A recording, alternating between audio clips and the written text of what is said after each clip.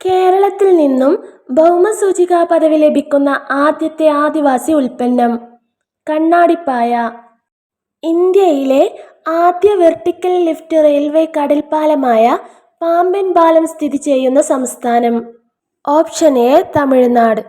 Axiom mission 4ന്റെ ഭാഗമായി space X dragon പേടകത്തിൽ അന്താരാഷ്ട്ര ബഹിരാകാശ നിലയത്തിലെത്തുന്ന ആദ്യ ഇന്ത്യക്കാരൻ ശുഭാംശു ശുക്ല. കേരളം ആസ്ഥാനമായുള്ള സ്പൈസസ് ബോർഡ് വിഭജിച്ച് പ്രവർത്തനമാരംഭിച്ച ദേശീയ മഞ്ഞൾ ബോർഡിന്റെ ആസ്ഥാനം ഏത് സംസ്ഥാനത്താണ്? തെലങ്കാന. 2025-26 കേന്ദ്ര ബജറ്റിലെ പ്രഖ്യാപന പ്രകാരം എത്ര രൂപ വാർഷിക വരുമാനമുള്ളവരെയാണ് ആദായ നികുതിയിൽ നിന്നും ഒഴിവാക്കിയത്? 12 ലക്ഷം രൂപ.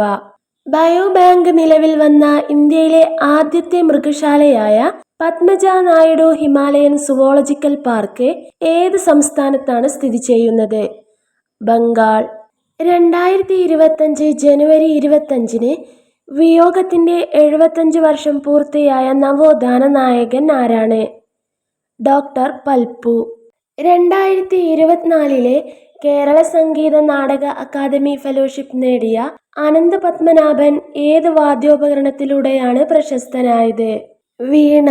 കൈരളി എന്ന പേരിൽ ആർട്ടിഫിഷ്യൽ ഇന്റലിജൻസ് പ്രോസസർ വികസിപ്പിച്ച കേരളത്തിലെ സർവകലാശാല ഏതാണ്? കേരള ഡിജിറ്റൽ സർവകലാശാല. ആഫ്രിക്കയിലെ ഏറ്റവും ഉയരം കൂടിയ കൊടുമുടിയായ കിളിമഞ്ചരോയിൽ അടുത്തിടെ ഇന്ത്യൻ ത്രിവർണ പതാക ഉയർത്തിയ ഛത്തീസ്ഗഡ് സ്വദേശിനി ആര്? നിഷ യാദവ്. സംസ്കാരം, വിനോദസഞ്ചാരം, നിർമ്മിത ബുദ്ധി എന്നീ രംഗങ്ങളിലെ പുരോഗതി ആഘോഷിക്കുന്നതിനായി ഇന്ത്യക്കൊപ്പം 2026-നെ ഇരട്ട വർഷമായി പ്രഖ്യാപിച്ച രാജ്യം ഏത്? സ്പെയിൻ. 2025-ലെ ബുക്കർ പ്രൈസ് ലോങ് ലിസ്റ്റിൽ ഇടം നേടിയ ഹാർട്ട് ലാം എന്ന ചെറുകഥാ സമാഹാരം രചിച്ചത് ആരാണ്? ഭാനു മുഷ്താഖ്. കുട്ടികൾക്കായുള്ള ഇന്ത്യയിലെ ആദ്യത്തെ റോബോട്ടായ ജി ഗൈറ്റർ പീഡിയാട്രിക് ഉപയോഗിക്കുന്നത് തിരുവനന്തപുരത്തെ SAT ആശുപത്രിയിലാണ്. ജി ഗൈറ്റർ പീഡിയാട്രിക്കിന്റെ ഉപയോഗം കുട്ടികളിലെ നടത്തവൈകല്യം പരിഹരിക്കുന്നതിന്. കേരളം ആസ്ഥാനമായ ഫെഡറൽ ബാങ്കിന്റെ ബ്രാൻഡ് അംബാസഡറായി 2025 മാർച്ചിൽ നിയമിതയായ പ്രശസ്ത ചലച്ചിത്ര നടി വിദ്യാ ബാലൻ. ഡ്രോണുകളെ പ്രതിരോധിക്കുക എന്ന ലക്ഷ്യത്തോടെ രൂപകൽപ്പന ചെയ്യപ്പെട്ട ഇന്ത്യയുടെ ആദ്യത്തെ തദ്ദേശീയ മൈക്രോ മിസൈൽ ഏതാണ്? ഭാർഗവാസ്ത്ര.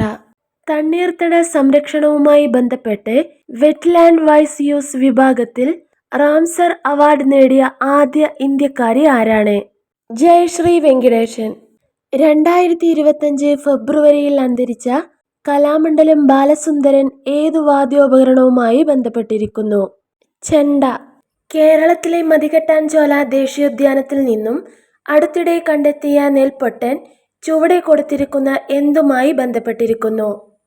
അപൂർവ ഇനം പക്ഷി. സ്വതന്ത്ര ഭാരതത്തിൽ ഏകീകൃത സിവിൽ കോഡ് നടപ്പിലാക്കിയ ആദ്യ ഇന്ത്യൻ സംസ്ഥാനം ഏത്? ഉത്തരാഖണ്ഡ്. ഉത്തരാഖണ്ഡിൽ ഏകീകൃത സിവിൽ കോഡ് നിലവിൽ വന്ന തീയതി ജനുവരി 27, 2025. തിരുവനന്തപുരം ജില്ലയിലെ വാമനപുരം നിയോജക മണ്ഡലം ചുവടെ കൊടുത്തിരിക്കുന്ന ഏതു കാരണത്താലാണ് അടുത്തിടെ വാർത്താ പ്രാധാന്യം നേടിയത്? ഇന്ത്യയിൽ ഗ്രാമകോടതിയുള്ള ആദ്യ നിയോജക മണ്ഡലം. വ്യവഹാരരഹിത ഗ്രാമ പദ്ധതിയുടെ ഭാഗമായാണ് ഗ്രാമകോടതി നടപ്പാക്കുന്നത്. 2025-ലെ ഗ്ലോബൽ ഫയർ പവർ സൂചിക പ്രകാരം ലോകത്തിലെ ഏറ്റവും ശക്തമായ സൈനിക ശക്തിയിൽ ഇന്ത്യയുടെ സ്ഥാനം എത്രയാണ്? 4. 2025 മാർച്ചിൽ ഇന്ത്യയിലെ ആദ്യ ആർട്ടിഫിഷ്യൽ ഇന്റലിജൻസ് അധിഷ്ഠിത ഗോൾഡ് ലോൺ ATM ആരംഭിച്ച ബാങ്ക് ഏത്? Central bank of India. ശ്രീഹരിക്കോട്ടയിലെ സതീഷ് ധവാൻ സ്പേസ് സെന്ററിൽ നിന്നുള്ള ISROയുടെ 100ാമത്തെ വിക്ഷേപണ ദൗത്യവുമായി ബന്ധപ്പെട്ട് ശരിയായ പ്രസ്താവന അല്ലെങ്കിൽ പ്രസ്താവനകൾ ഏതെന്ന് കണ്ടെത്തുക. Aയും Bയും എന്നിവ.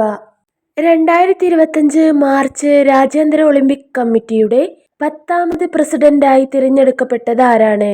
Kirsty Coventry. 2025-ലെ റിപ്പബ്ലിക് ദിന പരേഡിൽ പങ്കെടുത്ത കേരളത്തിലെ ഏക ഗോത്ര രാജാവ് ആരാണ്? Raman Rajamannan. Bolivarian republic of വെനസ്വേലയുടെ നിലവിലെ പ്രസിഡന്റ് ആരാണ്? Delcy Rodriguez. കേരള സർവകലാശാലയുടെ 2022 ONV പുരസ്കാര ജേതാവ് ആരാണ്? M. മുകുന്ദൻ. 2025 ഓസ്ട്രേലിയൻ ഓപ്പൺ പുരുഷ സിംഗിൾസിൽ കിരീടം നേടിയതാരാണ്? Jannik Sinner. ഏഷ്യയിലെ ഏറ്റവും മികച്ച ബിസിനസ് ലീഡർ ബ്രാൻഡ് എന്ന അംഗീകാരം നേടിയ ഫിനാൻസ് കമ്പനി ഏത്? Muthoot mini financiers. ദളിത് ആദിവാസി സമൂഹത്തിന്റെ അവകാശങ്ങൾക്കായി പോരാടിയ സാമൂഹിക പ്രവർത്തകനും സാഹിത്യകാരനുമായ KK കൊച്ച് 2025 മാർച്ചിൽ അന്തരിച്ചു. നൽകിയിരിക്കുന്നവയിൽ നിന്നും ഇദ്ദേഹത്തിന്റെ കൃതികൾ തിരഞ്ഞെടുക്കുക. എയും ബിയും സിയും. 2025 മുതൽ ലോക ഹിമാനികളുടെ ദിനമായി ആചരിക്കുമെന്ന് ഐക്യരാഷ്ട്ര സംഘടന പ്രഖ്യാപിച്ച ദിവസമേത്? മാർച്ച് 21.